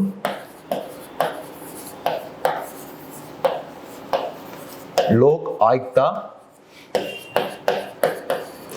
சட்டம். ஓகே, எந்த வருஷம் அப்படின்றத எனக்கு கீழே கமெண்ட் பண்ணுங்க. ஃபர்ஸ்ட் ஒன், லோக்பால் என்ற சொல் லக்ஷ்மிமால் சிங்வியால் 1963ஆம் ஆண்டு உருவாக்கப்பட்டதுன்னு கொடுத்துருக்காங்க. Is exactly correct. ஓகேவா? 1963ல எல்எம் சிங்வி அப்படின்னு நம்ம சொன்னா உங்களுக்கு தெரியும் நினைக்கிறேன். ஸோ இவரால் கொண்டு வரப்பட்டதான் இந்த லோக்பால் அப்படின்ற ஒரு வார்த்தை. அப்போ நம்மளுக்கு இது சரியான ஒரு ஸ்டேட்மெண்ட் தான். செகண்ட் ஸ்டேட்மெண்ட் பாருங்க, குடியரசுத் தலைவரின் ஆலோசனைப்படி மாநில ஆளுநரால் லோக் ஆயுக்தா அமைப்பு அமைக்கப்படுகிறதுன்னு கொடுத்துருக்காங்க. லோக் ஆயுக்தான்றது ஸ்டேட் கவர்னரால வந்து அப்பாயிண்ட் பண்றதுன்றது சரிதான். ஆனா குடியரசுத் தலைவருடைய ஆலோசனை படியான்னு கேட்டா அதுதான் கிடையாது. ஓகேவா? இந்த குழுல யார் யாரெல்லாம் இருப்பாங்க அப்படின்னு கேட்டீங்கன்னா ஹைகோர்ட் ஜட்ஜ் இருப்பாங்க. யாரெல்லாம் இருப்பா?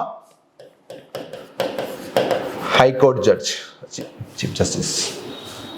ஓகேவா? நெக்ஸ்ட் யாரு சார் இருப்பா? சிஎம் இருப்பாங்க. நெக்ஸ்ட் யார் சார் இருப்பா? ஆப்போசிஷன் லீடர் இருப்பாங்க.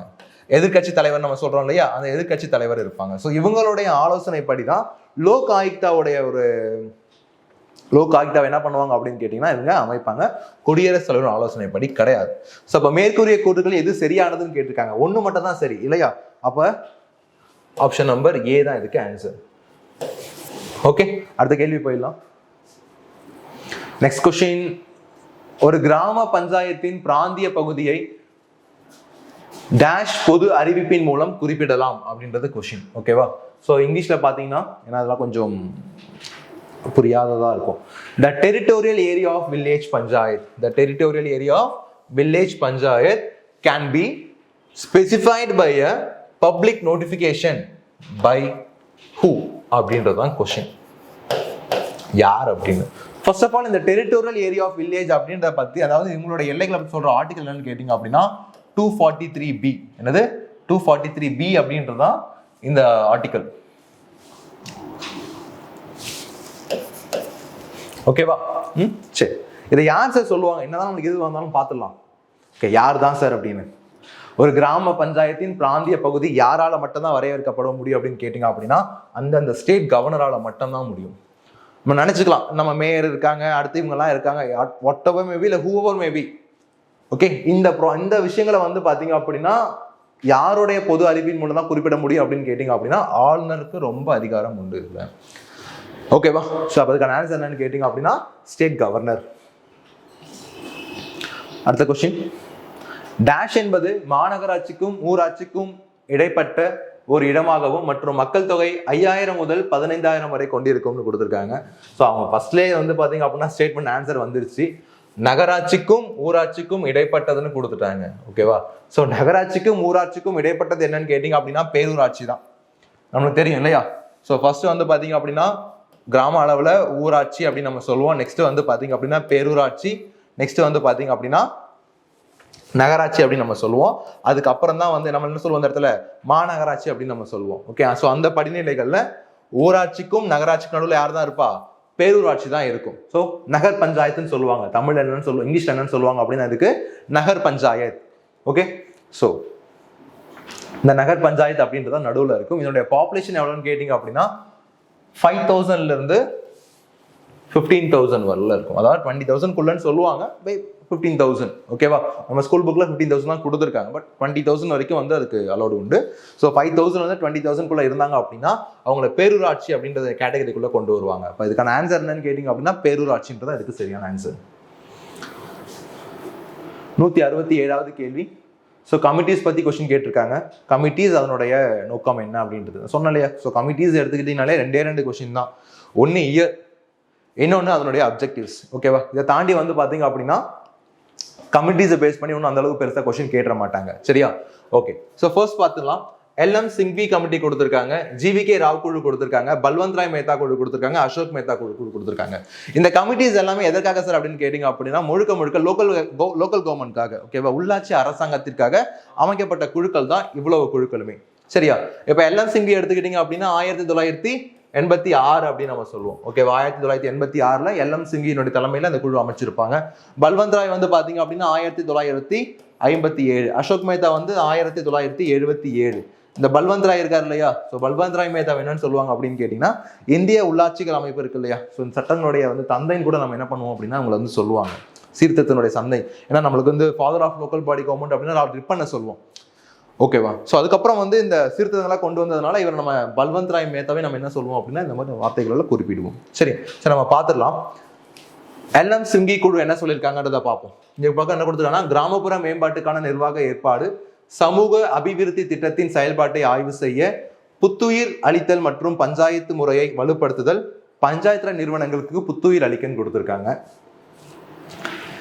கிட்டத்தட்ட வந்து ஆப்ஷன் 3யும் 4ம் வந்து ஒரே மாதிரி இருக்கிற மாதிரி உங்களுக்கு ஒரு ஃபீல் வரலாம். ஓகேவா? இதில் என்னென்னு கொடுத்துருக்கலாம் அப்படின்னு கேட்டிங்க அப்படின்னா, புத்துயிர் அளிக்க அப்படின்றதையும் தாண்டி வந்து அரசியல் அமைப்பு அந்தஸ்து. ஸோ கான்ஸ்டியூஷனல் ரைட் வந்து லோக்கல் பாடிக்கு வந்து கொடுக்கணும் அப்படின்ற ஒரு விஷயத்தை ரெக்கமெண்ட் பண்ணது யார் அப்படின்னு கேட்டிங்க அப்படின்னா எல்எம் சிங்கி தான். ஓகேவா? ஸோ அவர் தான் என்ன சொல்லியிருப்பார் அப்படின்னா, லோக்கல் கவர்மெண்ட்டுக்கு நம்ம என்ன பண்ணி ஆகணும், இந்த இடத்துல கான்ஸ்டியூஷன் ஸ்டேட்டஸை கொடுக்கணும் அப்படின்ற ஒரு விஷயத்த சொன்னது எல்எம் சிங்வி கமிட்டி. இது ரொம்ப ரொம்ப இம்பார்ட்டன்ட். ஏன்னா நிறைய எக்ஸாம்ஸ்ல வந்து இந்த கொஸ்டின் கேட்டுட்டு தான் இருக்கிறாங்க. ஸோ அப்போ பார்த்தோம்னா ஏக்கு நேரம் நம்மளுக்கு என்ன ஆன்சர்னு கேட்டிங்க அப்படின்னா 4. இப்போ ஏவும் வராது இந்த இடத்துல, டியும் வராது. ஓகேவா? பியா சின்றதை நம்ம பார்க்க போறோம். சரி அடுத்து போயிடலாம். வேற என்ன சார் எனக்கு தெரியும், எல்எம் சிங்வி பத்தி என்ன சொன்னாங்கன்னு தெரிஞ்சு போச்சு. சார் பல்வந்த் ராய் மேத்தா எந்த வருஷம் அமைச்சாங்க? 1957 அமைச்சிருப்பாங்க. எந்த வருஷம் அமைச்சிருப்பாங்க? 1957 அமைச்சிருப்பாங்க பல்வந்த் ராய் மேத்தா குழு. ஓகேவா? எதற்காக சார் அமைச்சிருப்பாங்க அப்படின்னா, 1952 கம்யூனிட்டி டெவலப்மெண்ட் ப்ரோக்ராம் அப்படின்ற ஒரு விஷயத்தை கொண்டு வந்திருப்பாங்க. ஓகேவா? சமூக அபிவிருத்தி திட்டம் 1952 கம்யூனிட்டி டெவலப்மெண்ட் ப்ரோக்ராம் அப்படின்னு சொல்லுவாங்க. அந்த அமைப்பை ஏற்படுத்துவது எப்பன்னு கேட்டா 1952. ஸோ அதை மறுபடியும் என்ன பண்ணாங்க அப்படின்னா நேஷனல் எக்ஸ்டென்ஷன் சர்வீஸ் அப்படின்னு 1953 கொண்டு வந்திருப்பாங்க. ஓகேவா?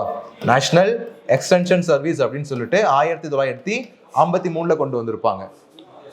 ஓகேவா? சரி, இதை பற்றின ரிவ்யூ பண்றதுக்காக தான் என்ன பண்ணிருப்பாங்கன்னா இந்த நேரு கவர்மெண்ட் வந்து பல்வந்த் ராயினுடைய தலைமையில் என்ன பண்ணிருப்பாங்க, குழுவை வந்து அமைச்சிருப்பாங்க. ஸோ அப்போ பல்வந்த் ராய் மேத்தா குழு சமூக அபிவிருத்தி திட்டத்தின் செயல்பாட்டை ஆய்வு செய்வதற்காக அப்படின்னு கொடுத்துருக்காங்க. அப்போ சீக்கிரா 2. ஓகே, இந்த 2 ஆப்ஷன்ல சீக்கிரா 2 எங்க இருக்கு? 2 இடத்துலயும் இருக்கு இல்லையா? ஓகே, அப்போ இதுவும் நம்மளுக்கு பார்த்தாச்சு, இதுவும் நம்ம கன்ஃபார்ம் பண்ணியாச்சு. ஓகே, இப்போ பிக்கு நேரா 3 1 இல்லை டிக்கு நேரா 1 3 அப்படின்றத நம்ம பார்க்க போறோம். ஓகே, நெக்ஸ்ட் அசோக் மேத்தா போயிடலாம்.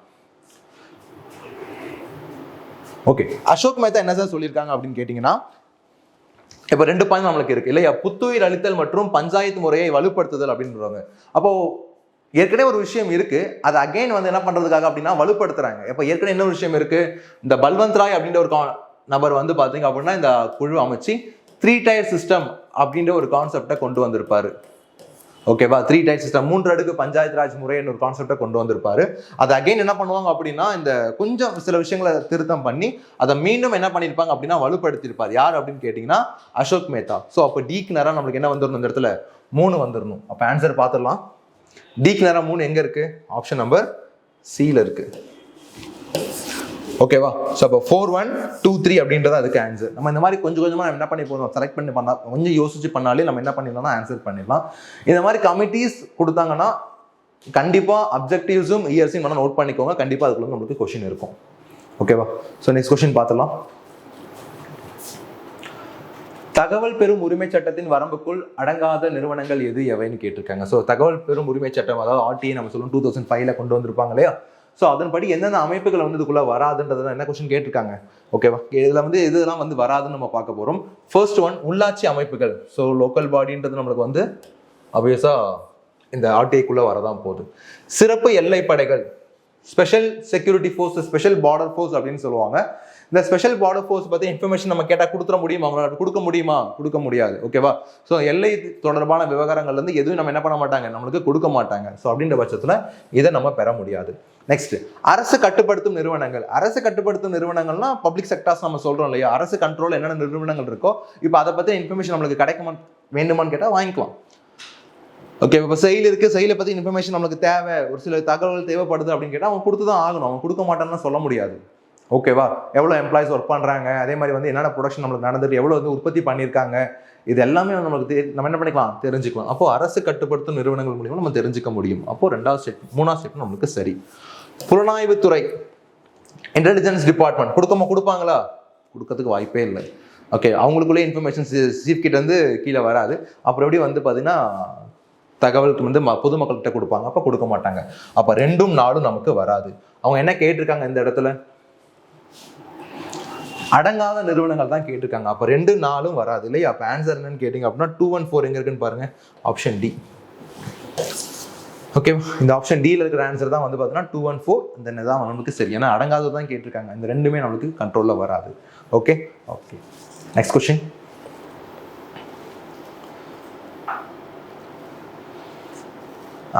ஒரு பக்கம் வந்து கமிஷன்ஸை கொடுத்துட்டு ஒரு பக்கம் வந்து அவங்களுடைய தலைமை பண்பு தலைவர்களை கொடுத்துட்டு மேட்ச் பண்ண சொல்லி கொஸ்டின் கேட்டிருக்காங்க. யார் யார் அப்படின்றது. ஸோ இது வந்து நம்ம கரண்ட் அஃபேர்ஸை பொறுத்த வரைக்கும் நம்ம என்ன பண்ணி ஆகணும், இந்த இடத்துல டேட்டாஸில் கொஞ்சம் ஸ்ட்ராங்காக இருந்தால் மட்டும்தான் இந்த கொஸ்டின் நம்ம ஆன்சர் பண்ணவே முடியும். ஓகேவா? சரி, ஓகே, ஃபஸ்ட் பார்த்துடலாம்.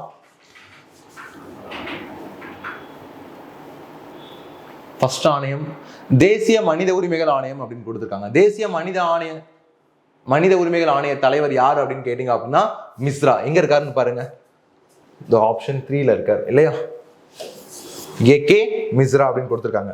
ஸோ ஆப்ஷன்ல ஏக் நரா 3 எங்க இருக்குன்னு பாருங்க, ஏல இருக்காங்க, டில இருக்காங்க இல்லையா? ஸோ அப்போ பியை தூக்கிடலாம், சியை தூக்கிடலாம். ஸோ பியுமே வந்து பார்த்தீங்க அப்படின்னா ஒன்னா சேமாக தான் இருக்கு. நம்ம அடுத்த ஆப்ஷன் நம்ம பி பார்க்கணுன்ற அவசியமே இல்லை. அடுத்து சி பார்த்துடலாம். மத்திய தகவல் ஆணைய தலைவர். ஓகேவா? மத்திய தகவல் ஆணைய தலைவர் பார்த்தீங்கன்னா ஹிரால் சம்ரியா அப்படின்றத இப்போ ரீசெண்டாக வந்து என்ன பண்ணாங்க அப்படின்னா அப்பாயிண்ட் பண்ணப்பட்டது. ஓகேவா? ஸோ சீஃப் இன்ஃபர்மேஷன், அதாவது சொல்லுவாங்க இல்லையா, மத்திய தகவல் ஆணைய தலைவர் யாருன்னு கேட்டீங்க அப்படின்னா ஹீரலால் சமரியா அப்படின்றவர் தான். ஓகேவா? அப்போ சீக்னரா 2. இப்போ எங்க இருக்காங்க? ஸோ அப்போ ஆப்ஷன் நம்பர் ஏ. ஏன் அப்படின்னு கேட்டீங்கன்னா சியில் 4 தான் கொடுத்துருக்காங்க. அப்போ நமக்கு இதில் வராது. ஓகேவா? நமக்கு தெரியும் சீக்னரா யார் தான் வரணும், 2 தான் வரணும். ஸோ அப்போ ஆன்சர் என்னன்னு கேட்டிங்க அப்படின்னா ஏகே மிஸ்ரான்றதான் ஆன்சர். ஓகே, அப்போ 2 வச்சு நம்ம என்ன பண்ணிடலாம் அப்படின்னா ஈஸியாக கெஸ் பண்ணிடலாம். ஏன்னா வந்து இது வந்து நம்மளுக்கு மிஸ்ரான்றது ரொம்ப பழசு, ரீசன் நம்ம அப்படியே படிச்சுட்டு தான் இருக்கிறோம். ஓகேவா? பட் அது வந்து ஹிரலால் அப்படின்றது வந்து ரீசன் நம்ம படித்த ஒரு விஷயம் தான். ஸோ அதை வச்சு நம்ம என்ன பண்ணிருக்கலாம், ஈஸியாக ஆன்சர் பண்ணியிருந்திருக்கலாம். ஓகே, அடுத்து லாஸ்ட் கொஸ்டின். அரசியலமைப்பின் எந்த விதி பொதுநல வழக்குகளின் அடிப்படையை உருவாக்குகிறதுன்னு கொடுத்துருக்காங்க. பப்ளிக் இன்ட்ரெஸ்ட் லிட்டிகேஷன் அப்படின்னு சொல்லுவாங்க. பப்ளிக் இன்ட்ரெஸ்ட் லிட்டிகேஷன் அப்படின்ற ஒரு விஷயத்தை பற்றி சொல்ற ஆர்டிகல் எதுன்னு கேட்டிருக்காங்க. நம்ம எல்லாருக்குமே ஒரு தெரிஞ்ச ஒரு விஷயம் தான், ஆர்டிகல் 32. ஸோ இந்த ஆர்டிகல் 32 நம்ம என்ன சொல்லுவோம், heart and soul of Indian constitution அப்படின்னு சொல்லிட்டு டாக்டர் B.R. அம்பேத்கர் அவர்கள் சொல்லியிருப்பாங்க இல்லையா? ஸோ அந்த ஆர்டிகல் 32 யூஸ் பண்ணி நம்ம என்ன பண்ணிக்கலாம், அடிப்படை உரிமைகள் பாதிக்கப்பட்டுச்சு அப்படின்னா எங்க போகலாம், உச்ச நீதிமன்றம் செல்வதற்கான ஷரத் என்னன்னு கேட்டீங்க அப்படின்னா 32. இதே உயர் நீதிமன்றமா இருந்தது அப்படின்னா 226. ஓகேவா? இவங்க அதான் கேட்டிருக்காங்க. பொதுநல வழக்குகள் அப்படின்றதுக்கு என்ன ஆர்டிகல் அப்படின்னு கேட்டால் ஆர்டிகல் 32 தான் இதுக்கு பேஸா இருக்கு. சரியா? ஸோ இப்போ ஆன்சர் என்ன இருக்கு, 32. ஓகே, ஸோ இவ்வளோதான் பாலிட்டி கொஷின்ஸ். மேக்ஸிமம் கொஷின்ஸ் ரொம்பவே சிம்பிளாக தான் கேட்டிருக்காங்க. இதை நம்ம இந்த அளவுக்கு ரொம்ப எக்ஸ்பேண்ட் பண்ணுற அளவுக்கு கொஷின்ஸ் எதுவும் கிடையாது. ஓகேவா? ஸோ டேரெக்டாக நம்ம ஆன்சர் பண்ணுற மாதிரி தான் கொஷின்ஸ் இந்த வாட்டி கேட்டிருக்காங்க. ஸோ ஐ ஹோப் நல்லா பண்ணியிருப்பீங்கன்னு நினைக்கிறேன். Thank you so much.